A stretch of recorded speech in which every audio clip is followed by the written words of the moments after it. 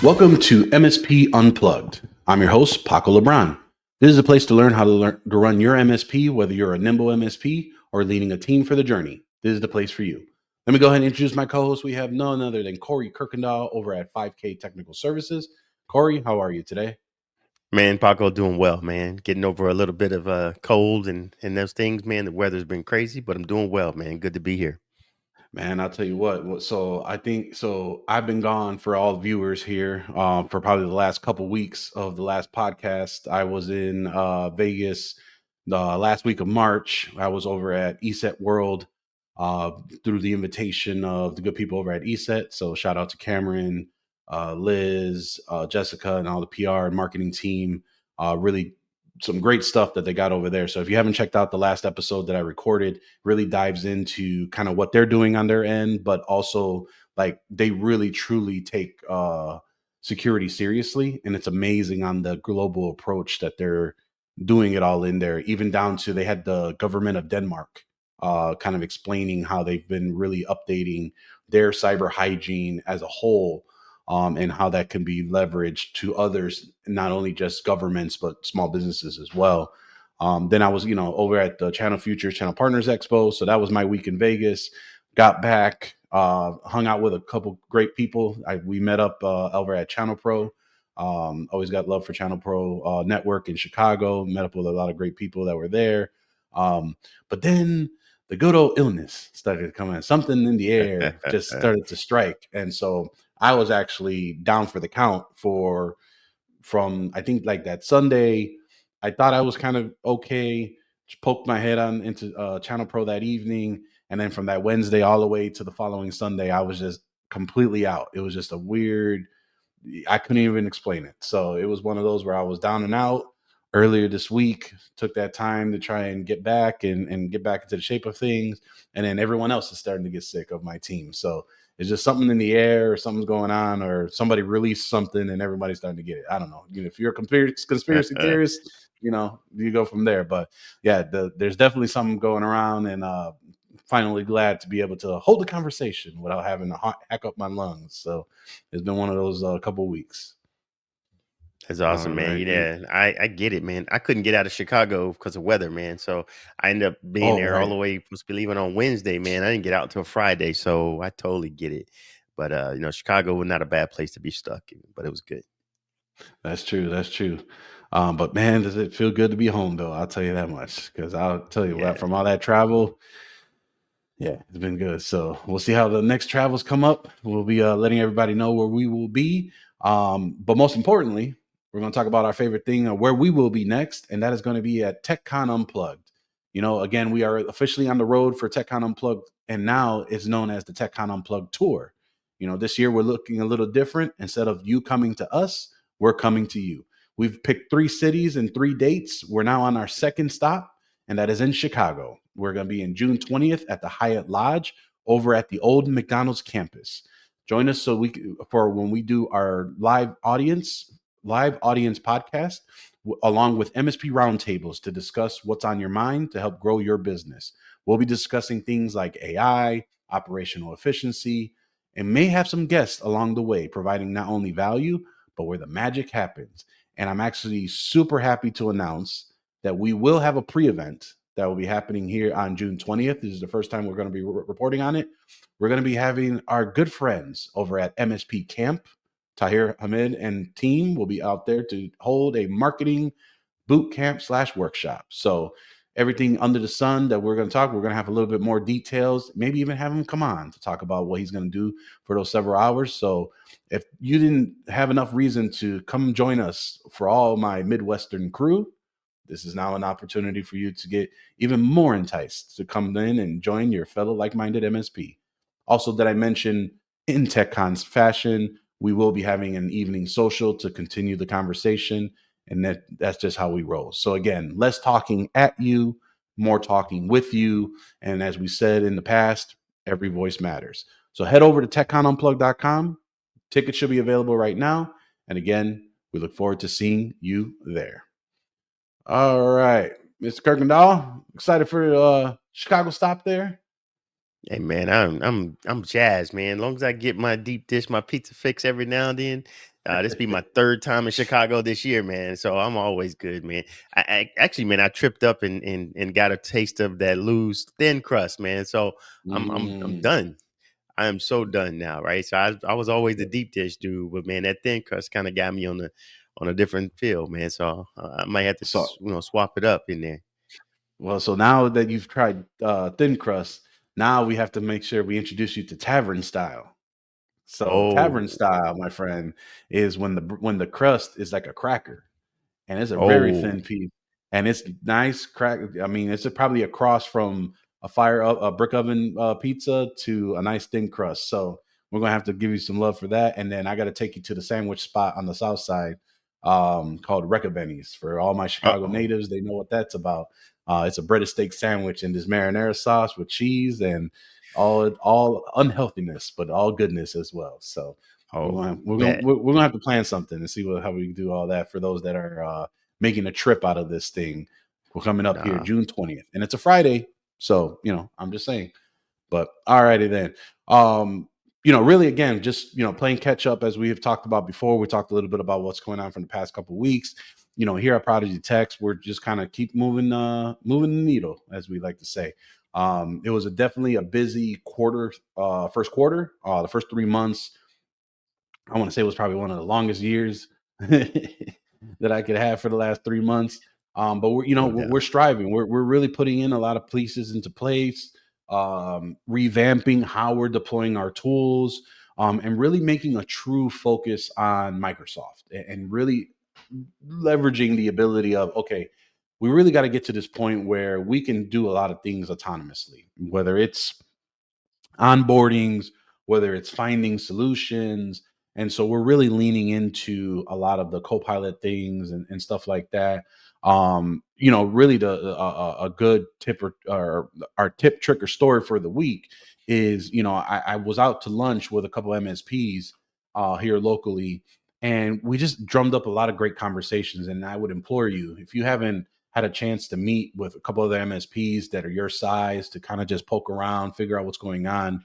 TechCon or any other event is a good place to find some of those like-minded members, so you can have the ability to go to a lunch, go to a dinner, and just really drum up conversation. And there was this term that kept coming up, was like, as much as we're trying to do business and all the widgets that are out there, there's this concept of hands in pockets. And the question is, how many hands are in your pockets so that you can go ahead and provide business to your clients? And how do you limit those amount of hands in your pockets, right? And building those great partnerships and building out those a lot of great things. And again, we were talking about all kinds of things, from tool stacks to staff, ways of business, even failures that are going on internally with our business right now, and what are we trying to do to move past those, Mhm. whether they're bad partners, bad agreements, bad process in general. And so and then just what is included with what you have. So definitely take a look, review what you got. Even down to, again, we're making this big emphasis on Microsoft. So the humored conversation was Dynamics, right? And I think it's one of those products that it's that 800-pound gorilla. How do you even get started? And so that's something that we're just kind of poking around, doing some little R&D, and seeing kind of what's going on with that. But it's very interesting on just being able to have that conversation and just really looking at things in a way where, yeah, there are, how many hands are in your pocket, and is there a chance that you can get rid of some of those hands so that you could be able to provide not only the value to your clients, but also a little bit back to yourself as well. So that's my story for this week: is hands in pockets. How many are in there, and how do you try and get them out? So, Corey, what you got for us for this week? Man, just to follow up with what you did, man, is hands in pockets, man. It was shown that the average MSP has probably anywhere from 17 to 30 different application that they run their business on a different daily basis, right? And that was Mm. coming out from our friends over at the channel program and looking at what's in your stack, right? Between what you run from HR to accounting to all the tools that you use, it's a significant number, man. So there's a lot of hands in pockets. But what that also brings up, man, is it brings up your risk, right? All the risks that you have across all those, very difficult to keep a track of what's going on in there. But, and I really love the fact that you go and sit down with other MSPs in your area, right? And that's a business perspective. That's huge because most of us don't do that because we think they're competition, they'll see us and their thing. But it means it's actually kind of healthy therapy, right? That's the cool part because you get to see that, hey, we're all going through very similar things, man. So having those conversations is big, man. So I encourage that. No, for me, man, the biggest deal we have for a tip, man, is always continuous process improvement is where it really comes down to, right? And what we need to do is, we don't create a process and put it on the in a book, print it out and throw it on the shelf, never go back to it. Our goal is to continue to update them and know that they're changing all the time. And so our tip this week, man, we really went back to our team. It's like, hey, let's go down and look at the stuff that hasn't been changed in our documentation and our processes, and let's continue to keep those updated. And we actually tagged everybody to say, here's some areas that you want to focus on. So now you kind of own those areas to make sure that they continue to be updated from a training, from how we do documentation, what's stale, what's not, making sure that we go through and really trying to create that culture of that continuous process improvement, how we get better. Because as long as the docs are updated and things are working in a good spot, it's just a better work environment because I'm not hunting. I'm not trying to find anything. I'm not stressing out because something may not be there. And that's what we've really been doing, man. So spend some time, make it a team effort, gamify it like we did. And we every month we'll give out a gift or something for who has the leader of either updating, changing, or creating new documentation. And it's pretty cool to challenge everybody of where it goes. So it's been fun, man. So I say, find a way to get the team involved to continue to make your operations and your processes bigger. It's easier when you get buy-in than it is to be dictated from the top. This is true. This is true. I mean, I think, we had a lot of conversations on just from having a team to someone just trying to like, all right, well, how do I tackle this big, gorilla, right? And try to get it all together and figure out how we're going to try and put that together for documentation. And again, documentation is life. And really trying to figure out, all right, how do I, nibble on this thing a bite at a time to really get it done? And so, there's a lot of great things that you mentioned, like gamifying it with your team, being able to have some type of incentive or resourcefulness.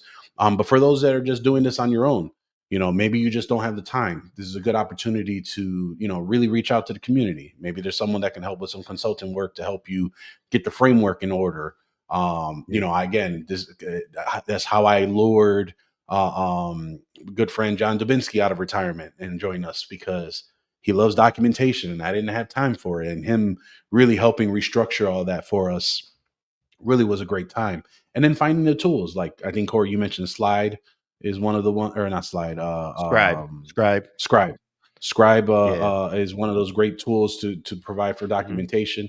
Not only is that tool such a great point, like I was filling out one of those event surveys, and they're trying to, in one of the bigger shows, and they were saying, "What do you use for your documentation? Hoodoo, IT Glue, PSAs." The more common ones, and it had Scribe right there. So people are really utilizing the Hmm. most of that tool and really driving that factor. But again, there's a way to do it.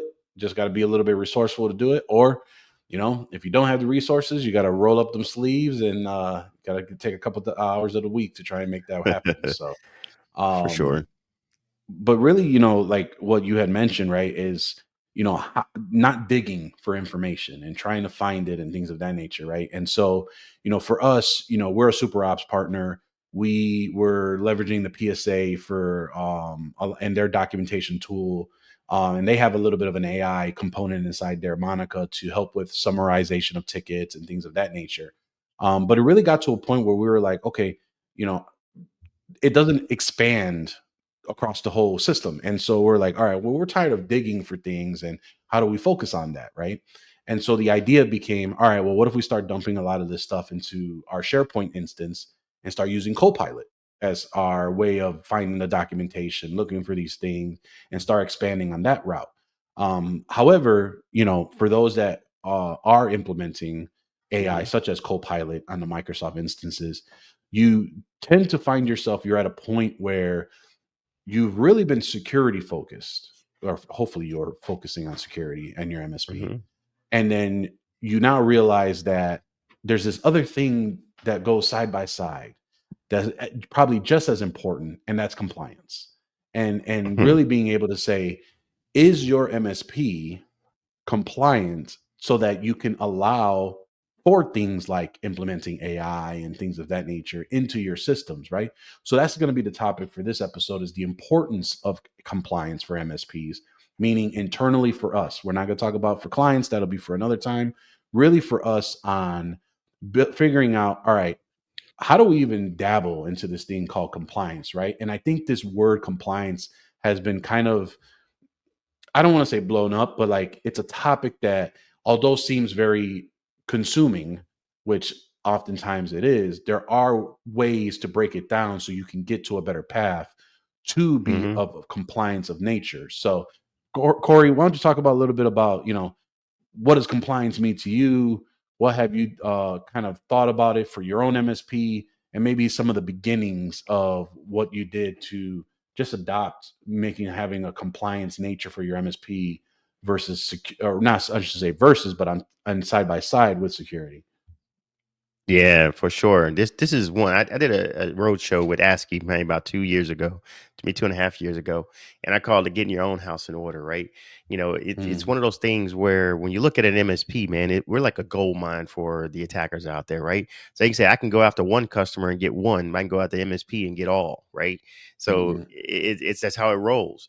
And so what I always say is when you start looking at cybersecurity and where you want to go, man, you got to have a plan and kind of a playbook of where you want to go, how you want to hit up. And so it became very relevant that you needed to have some type of framework that you wanted to follow that gave you some guidelines, some prescriptive way to figure out how to secure, to show what you're doing, but also not only to do that, but you also have to provide evidence of how you're doing that piece. And when you look at us and how we do everything, right? There's not one tool that we have that can do all that, right? So we got an right, RMM, we got a PSA, we got documentation, we got all these things, and they all do just a little bit, right? Whether our firewalls are doing. So how do you know if you're really secure or you're protecting yourself if you don't have anything to check against, right? And says, hey, when I do asset management, what am I doing from that perspective? Can I look at all the hardware and software?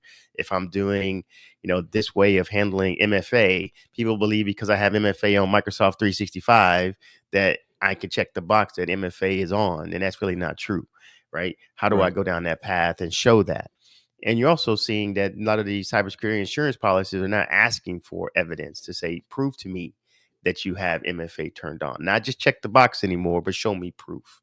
And so what we looked at it is to say we have to figure out a way how we secure ourselves so that we can have these conversations with our customers. Because I think it's very difficult to go out there and talk to your customer about cybersecurity in a framework and you're not following one yourself. So when you look at it from an MSP perspective, there's tons, right? You got the NIST DSF, you got CIS, now you have the trust mark, you have 800, you got CMMC, you got ISO 2701 and 2702, you got zero trust. So everybody has their key buzzwords you want to go. At the end of you the got day, man, you got Campbell to pick soup. one. Yep. You just got to pick one and say, here's what I want to follow. Let me make sure you understand that it is not easy. It is time consuming. It really makes you evaluate and think about you as a business and what you're doing, but it is not easy, but it is 100% necessary to make sure that you have it. The cool part about this is that when you put that effort into going down that path, use it as a competitive advantage because you did that to say, here's what we do to certify and ensure, and this is what we follow. Versus, hey, we are cybersecurity. Well, what do you mean? Well, we sell cybersecurity tools. No, I follow NIST framework, or I follow CIS version 2 or 8 or whatever you want to call it. That is very big for you. So you got to do that for yourself for sure. Yeah, I mean, frameworks are a huge opportunity for you to learn to document what you're doing so that you are Hmm. compliant to what you are trying to advertise and do, right? And so, Yep. even down to, as you mentioned, whatever your framework of choice is, For Hmm. us, we were very big on the CIS version 8.1, 18 steps. And so it's like, oh, great, I can check these boxes off. But they say step 1 and 2 is the hardest steps to complete because it is taking inventory. And there's this ambiguous term of what should you be taking inventory of? You know, and everyone thinks of endpoints and networking, but then there's, all right, you have your endpoints, but are you taking inventory of software? Are you taking Hmm. inventory of the ability of licensing? Are you taking inventory of hardware inside of the systems? Because now, there have been clever situations where hard drives were getting swapped, and serial tags not being monitored and things like that. Is the encryptions being in place? So being able to take inventory is such a large word, and this is where sometimes you get hung up. And not only do you have to prove that you've taken the inventory, but how do you ensure that you consistently monitor the inventory from not being stale, right? And so for us, we were using a old school method where we were using ALK, I think it was acknowledged, or yeah, ALK was abbreviations that we would put next to every device, because we were on the old Snap One Overseer or Arachnus stuff, so they didn't really have live prompts of when inventory would pop up to notify you. So we would do A for acknowledged, or I'm sorry, A for approved, L as in labeled, K as in we knowledge that there's a knowledge based article on that device. And so that's how we've gone ahead and labeled all these devices that we knew were approved that were on our side, but also being able to document to say, hey, on this date, this is what we had. And it allows to provide us moving forward even further. But then you have to take it to the cloud and being able to take inventory and making policies from there. Data leakage is a huge concern now going into the cloud, whether it's cloud backup, cloud sharing, even down to cloud hosting, for hosted servers or things of that nature, and the containers that they even belong to, right? And so there's these big things of trying to understand, all right, do we have compliance in the cloud realm where your employee sending a PDF that has ACH information and not encrypting that information, right? And being able to design some of those stuff. So Microsoft has a very powerful compliance portion in there for policies, data loss, DLP, sensitivity labels, which is a common term that's being thrown around, right? Or I shouldn't say common term. It is a term that has always been there, but now it has grown in popularity because of the growth of AI and being Yep. able to ensure that policies and you marking your emails, marking your documents as whatever is confidential, whatever is private, whatever is of public use, and having the muscle memory of labeling those moving forward allows for you to have not only a cleaner opportunity to pull this data, but also being able to prove that the policies are in place for your compliance. Corey, I don't know if you're what you're doing in as far as a Microsoft side for compliance, but is it Purview? Are you looking at some external tools, or how did you kind of started Yeah. to address that part for cloud stuff? Yeah, for sure, man. When we start talking about, we use Purview and some other partners that we go out there and do. We use Sarisma for some things from that perspective to look at certain things, and we go down, and you're hitting the point. When people clean up their data, man, they don't want to put labels on it, right? Because it's hard, right? I got to think a little bit to say, hey, is this public? Is it private? So I guarantee that mostly all your customers just have data wide open, right? And so Mhm. that's a huge issue, right? I go in there and throw something like Copilot on there, and away it goes, right? I can see and have access. I can do whatever I want and how I want to get done. But think about is this is an opportunity not to give it away for free, but it's a project opportunity for you to go in there and put in DLP to label it to do things from that perspective and do it. But one thing you got to realize and understand, even for yourself, is that it's going to change the way you handle business and how you process business today, right? It's going to be a significant change because things that you used to send, you won't be able to send anymore. That freedom of just it happens automatically is not going to do that, but it's also going to protect you. So that means nobody can download something that's confidential. No one can send emails if it's something that's confidential. No one can do things from that perspective. It's a way that you can protect your intellectual property and making sure that, I call it putting in up the barriers and putting up the guardrails that you need in your organization to go forward to make sure that when you do turn on something like AI and things from that perspective, you need to be doing that. regardless of AI, this is something that needs to be done today to make sure that you do that. And just also, as you sit back and think about, we work with a lot of lawyers, a lot of accounting firms, and even in the world of MSPs, just about every MSP or someone who started probably worked at an MSP says, hey, I could do that and move forward from that perspective, right? So it's a way for you also to ensure that you're protecting your intellectual property and making sure that as you build these things and all the documentation you're building, that your guy down the street ain't popping up using all the things that you spent the last 20 years building, right? So it just makes sense, right, to protect yourself as well as the employees, as well as the customers that you're dealing with too. Right. Yeah. And again, like you mentioned, I mean, it's really important to leverage partners if you're just not sure on how to start with compliance, right? And I think there are plenty Yeah. of vendors and partners that are out there, because it's important. Because once you figure out how to explain it on your end, now you have the ability to explain it to all your particular clients, especially those in industries that need this. And they kind of have just Hmm. said, "Oh yeah, we're okay with it. We gave them the HIPAA link for our employees to review and go from there," but not really understanding the abilities for a project work that can be completed for that, right? And I'll go dive into that in a second, but really being able to say, hey, I understand that you're in your industry, and I know you do not want to hear this 4-letter acronym or 5-letter acronym about your stuff. However, it's important because now is this shared responsibility, which is a term that's now being used in a lot of industries across a lot of paperwork, a Hmm. lot of contracts and agreements, which you should be having it in your own agreement for shared responsibility. You have to be able to at least have some type of knowledge behind it, right? And Yep. so, I think I forgot the gentleman's name. Tim Golden said it best: compliance is the referee of security, and being able Hmm. to have that ability of knowing, all right, I need to understand this thing. Let me figure it out from there. Once I can understand what this thing called compliance is, I can now formalize and communicate that to my clients. And so I mentioned project work before.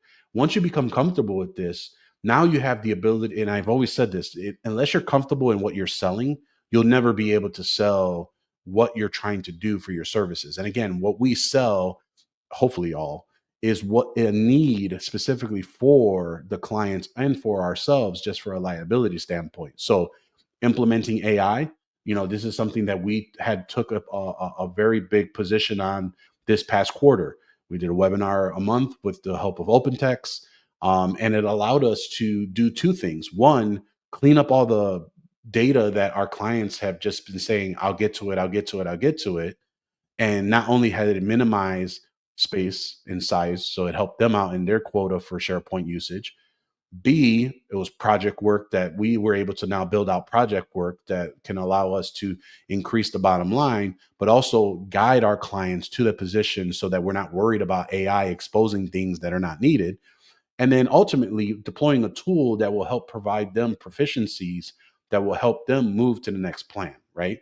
And so, we can go through on the foundational productivity piece of AI, but more importantly, just the compliance piece alone has so much potential and opportunity for an MSP, where you've exhausted, quote unquote, the security stack, and then you kind of sold all the widgets, so you have your inclusive, excuse me, this is the way to help provide and do that full circle moment on making sure that you can prove that you are doing what you're saying that you're doing. And especially if you have a checklist for that framework, it'll allow you to say, ooh, I missed control five.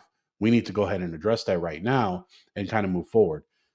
Corey, we do a thing called re-auditing our clients or re-onboarding. Do you do something similar to your clients on Yeah. not only for tools missing, but for compliance piece and documentation? 100%, right? So because you're remote and you're away, you don't know what's happening, right? And I look at it from a different way, right? So we do that because I look at it, our onboarding and our security assessment has it's four pieces. It's the physical security, it's the IoT, it's their IT, and it's their cybersecurity insurance policy and what they're covered for, right? And we go in there and we look at those 4 pieces to make sure that we go down that path. And what people don't realize is there's always a thermostat or an Alexa or Google Home or Nest or something that's on the network that's sitting right there on the same subnet that your servers and everything else is with, right? And we know that's a huge no-no because, IoT, the reason why it's successful is because the last thing they think about is security. They had to Yep. put the security and be security minded up front, then we would never see the Alexas and all those for probably another 2 or 3 years because they'd missed their market opportunity. They'd say, hey, we'll go back and do that. But Mhm. I challenge everybody to go out there and do a network scan on their network and see how many devices is phoning home back to China or Russia or something else that you're sitting down that actually has a hole right into your network because that's what you've opened up and they're not segmented out from that perspective, right? Then we look at it from a physical security. One of the things we do when we come in, I'll sit down there and have a conversation with somebody to see how far I can get into the organization before someone challenges me. And many times I'm all the way into the break room where the server is sitting on top of the refrigerator, or I'm actually in the closet with the server texting the guy and said, hey, can you come down here? Because this is where I'm at. Never challenged me, never said anything. And we know the deal. If I can touch it, I can hack it. Right. Yep. And and those kind of deals. And then we look at where do they feel about their cybersecurity on the insurance policy to understand what they've looked. Did they just check the box and answer the questions and they got a policy? Well, we know that's right. That's not good because now we're going to be able to really make sure that we can provide the evidence and show that we're doing the right things to do what we got to get done from that perspective and moving back. And then obviously the ITP is what we're good at, is saying, hey, what does that look like? Are we doing network segmentation? Are we doing the things that we need to get done? Is MFA enabled and those things from that perspective? So it's a very comprehensive. And I go back to always say when we talk about re-onboarding, those things change all the time because they look at you as an IT provider. They're not going to call you when they just got a brand new video conferencing system that they're throwing into the network. They're not going to call you when they're looking at a new HVAC vendor that they need the Wi-Fi password to throw on to say, hey, so we can control our thermostats from remote. They're not going to call you when they got a new camera system they want to put in because I want to do this. They're not going to call you when they put all of the Roomba robots to clean up their offices on the network, right? But you have to sit down and say, we're bigger than just that IT from that perspective. We need to understand. And the same thing, they're not going to call you when they're ready to switch from one vendor to another from a cloud or an on-prem software perspective. They're not going to do those things because they feel like, hey, it's in the cloud. I don't really need to involve my IT guys. We're just going to sign up and keep it moving. So yes, a re-onboarding is definitely necessary. Think of yourself Yeah. as if you were internal to them, you would have to do this anyway. So you got to get out of that mindset that because I'm remote, I don't have to be in all those conversations, but you need to be more in those conversations because you're remote and making sure you're providing the same value that you would if you were an in-house IT person, which is that's what you are. Right. And it's so important for, being able to be on that compliance and documenting on a point where, you mentioned your 4 areas of how you branch off and review these things. I think the most important piece of this too is that sometimes even down when you do the scans, when you do a re-onboarding like ourselves, you know, did the new piece of equipment take all the settings that we were supposed to have? Do the printers that were installed, because they didn't tell you the Mm-hmm. printers got installed, um, do those printers still have the default passwords enabled on them? Does your MDM or your circuit still have the default Comcast password on there?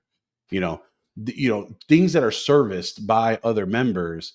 You hope that they're doing their due diligence, but I can guarantee you, 9 times out of 10, all the defaults are set up, and so you have to go ahead and go in there and really make sure that you have a standard, and then document how those go through. I can't tell you how many times we have audited multiple clients that we've taken on as a new client that have had the printers as default.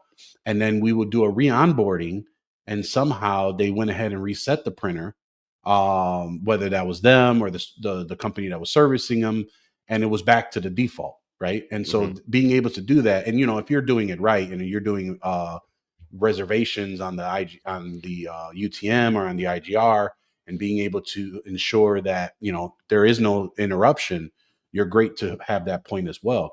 Even down to if you've never done a move for a client and you move to a new suite, especially in a mega complex in a urban city, you'll have to whitelist several IPs for the control systems and the fire alarms and things of that nature. And so these are things that you want to make sure that A, you document, right? And B, have the ability to ensure that kind of what's going on in your Mhm. repetition of, hey, every month I got one client to just ensure that we re-onboard them, maybe an anniversary date, maybe on a certain point from there, that allows you to find out more what's going on with your client and spark those conversations if things that you have like, hey, this is an end of life firewall, we need to get this removed right away, or hey, this hardware is starting to come up in age, we're starting to see a lot of loss, there's this thing keeps crapping out on you, we may need to start replacing that thing, right? And these are things that are documented through ticketing systems, through Mm. abilities of alerting, things of that nature. But we've talked about how to help remotely on some of these physical components, but there also is the enterprise apps inside of Microsoft 365 as well to audit. Not only do you have the enterprise apps on the Azure side, you have apps that are being installed on the Teams side as well. So are you auditing these rogue apps per se? And I'll say rogue because, do you have consent disabled on your clients' systems and being able to ensure that you are aware when they're trying to install an enterprise app? Have you audited to ensure there's no rogue apps that are going in? Because again, this is the one way that 2FA can bypass, or I'm sorry, a bad actor can bypass 2FA is through an enterprise app. So if you're not monitoring that, outside of token theft, Mhm. this is a big piece that you have to kind of take into consideration, especially if it's an app that someone is just trying out because it's the new gas buddy for the field workers. Do you have that control and that policy documented on what rights apps should be writing into, right? And so again, this goes back into how much have you looked into the importance of the compliance of your MSP, just even getting your own house in order to then duplicate that across your clients as well. Because if you're not drinking your own champagne, you're going to be in a disadvantage because you don't know what's Mhm. going on. And I'll tell you a quick story on that, and we'll kind of go on to just next steps on for those that are trying to figure out how to move forward. Is in the first 5 years of ProdigyTeks, we were a Google Workspace client, or we use Google Workspace internally for our email systems and our internal systems. And I know, so I get it. It was a bad decision on my part. I know there's some Google Workspace lovers out there, um, but for us, 98% of our clients were Microsoft 365. So when they had an issue, when they had a problem, when they had something that needed to be done, it was very hard to explain how certain things happened. We would be, okay, we'll take a look at it, and then we would leverage our distributor at the time, but we weren't living inside of the environment. So it was hard to know what was going on security wise, compliance wise, things of that nature. So we switched to Microsoft 365, hated it, switched back to Google Workspace, hated it. And then we went back to Microsoft 365 again to say, you know what, we have to do this. We have to go through the pain. We have to figure out how to do it. So 7 years later, we will never probably go back to Google Workspace. But the point of the matter is now that we were living in the environment, we know certain things that someone else not living in the environment would not know.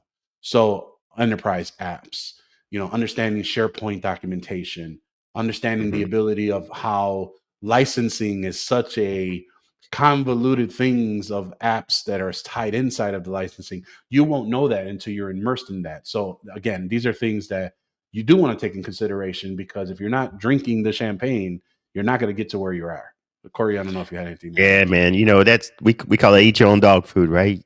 It's Yep. when you live in it and you can express it, but then it makes you a better person to support it from that perspective because you're experiencing the same thing that your customers doing. And I encourage it's amazing to me out there where I've run into several MSPs that says, "Hey, here we don't leverage our tool because they look at that as a cost." And I would say is that one of the things that we do that helps us on the compliance is that we run our MSP and we onboard ourselves just like we Hmm. onboard our customers. I recommend that you onboard yourself. You walk yourself through that process, because if you as the owner are getting bad support from your guys, guess who else is getting bad support from your guys, right? Yep. If you of your team are getting bad support from your guys, and I have to follow that situation as well. I open a case, I want to see what happens. Does it get back to me? Do we follow up? And we follow the process. It allows us to test out what it is that we're doing. But we use and leverage everything that our customers leverage, and we go down that path. What this has also done for us is that it has allowed us to stabilize and pick our lane when it comes. All of our customers run Office 365. All of them run the same backup. All of them have the same switches and routers and firewalls. All of them have the same application. So it's pretty cookie cutter for us. It took a lot of work for us to standardize on that. But one, we are experts in the pieces that we use because we use it and we support it. And it's the same across all of our customers. And our guys love Yep. that, because whoever calls, they know how to support them, because it's just like the other one, right? The name changes, but what the product is, it's the exact same. If we look at what we do from a framework perspective, what it allows you to do is it gives you an out. It's not you stating that you need to do this security piece or you need to do that. It is, if I'm in this industry or I'm doing this situation, here's what I need to ensure that I protect the data and the things that are from my customer side, right? Leverage those things, because that's huge. And it helps you have those conversations. It says, hey, if you're in healthcare, you need to be thinking about HIPAA and high tech and what that looks like. If you're accepting credit cards, even you as an MSP, still have PCI requirements, right? Those things, you got to still go down that path. So you got to be putting that out there and making sure you understand to protect your customers, because everybody knows when everything is going well, customers love you. Only takes Hmm. one, and then, hey, it's a different conversation. And it's a very hard conversation because they're assuming that you're doing all the things that you're not telling them that you're doing. So you got to have that conversation, be upfront and say, here's what we're doing to protect you. Here's how we're doing it to protect you. And here are the gaps that we need to fill, because we don't cover all those. We need to make sure that we got those. That's a different conversation. Yeah, I mean, what I will, add on, and probably will round out the show unless there's anything additional we want to chime in on is, you know, importance of compliance sounds like it's another thing to take on, right? And for those that are of smaller shops and trying to figure out, it's a big undertaking Mm-hmm. on how to implement this and now have this continued conversation. And for those of you that are doing it yourselves or have a small team, it may feel like you're drinking from a fire hose where, Mm-hmm. we are in a business where people call us to complain. Like that is what our role is. We are in the, like, if it's not broken, we will not hear from them, right? And so the goal here is, how do you take the next several months and start really thinking of yourself as a business consultant, really being able to say, all right, how can I bring some type of value to my client today? Not to sell them, not to whatever, just to let them know, hey, here's what's going on, so that you can build that rapport on conversations you have not had with the client, so that they feel comfortable to come to you when it does come to things like, hey, I heard on the news about this, or hey, I'm concerned about this. Because a quiet client is a dangerous client, because that means you don't know what's going on. So have they gotten to a point where they're just using the services because it's convenient for the price of the dollar because of how services have become? Or are they unhappy and they just have stopped complaining and now they're on the way to go out? So being able to engage, being able to really just, again, finding that little small pieces of value. Whereas, again, this could be a good opportunity for, as far as introducing compliance, is, hey, you have a lot of data that's on here you haven't used in X amount of years. Maybe there's a chance we can archive this thing, start brand new, and you start picking out what your labels are. Hey, I didn't think about that. That might be something we can do. So being able to have these controlled conversations allow you to not only, one, be in their ear, but also it helps provide that breakup of monotony of, I'm always getting, you know, crap thrown back at us because we're getting calls of all the big problems that are happening. Because again, we are here to help solve those problems. The question is, what are you doing to ensure that the conversation is not just a negative one, but also of value to the client as well? So, with that, Yeah. I think, again, go ahead, Corey. No, that I agree with you 100%, man. Got to take it from a different perspective. Solve those business problems for sure. Yeah. So, like I said, if you don't know about compliance or building out a compliance program, there are many partners that are out there as well. If you are interested on our take, you can find us on our community groups. We have the Facebook community group right now.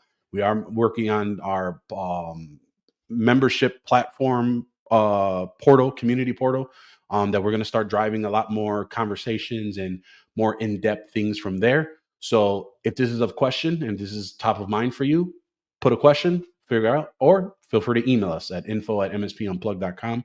We're more than happy to just really talk more on how to dive in and really just maybe formalize, because maybe this is something you're doing, but you just didn't realize that it is the compliance or the referee to your security that you're working on today.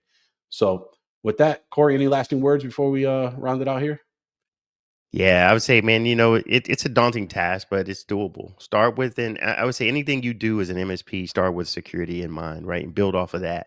Don't make security an afterthought because you'll never go back and put it in. And then reach out. We're here to help. Please reach out. We want you to be out there because, as you know, my motto, right? When one MSP coughs, we all catch the cold, man, Than we did this past couple of weeks. So if you like for what you hear, sure. if you like what you hear, we appreciate you tuning in this week. You can catch us on the video podcast of this show. It's on youtube.com/MSP Unplugged. Like, subscribe, hit that notification button so you can be notified whenever a new episode is available. You can also take us with you on the go on your favorite podcatcher app. We're on Amazon Music, Spotify, and Apple Podcasts. One thing that we have been failing to do is encouraging you to leave a review. That's how our podcast is found by other like-minded MSPs that are out there looking for the same information and hopefully getting as much value that you're getting from this episode and many other episodes in the past as well. So check us out, video podcast, audio podcast, where you are, that's where we're at. And don't forget TechCon Unplugged this year, Chicago, June 20th. Join us over at techconunplugged.com and we look forward to seeing you there. Thank you for listening. And again, we'll see you next time on MSP Unplugged.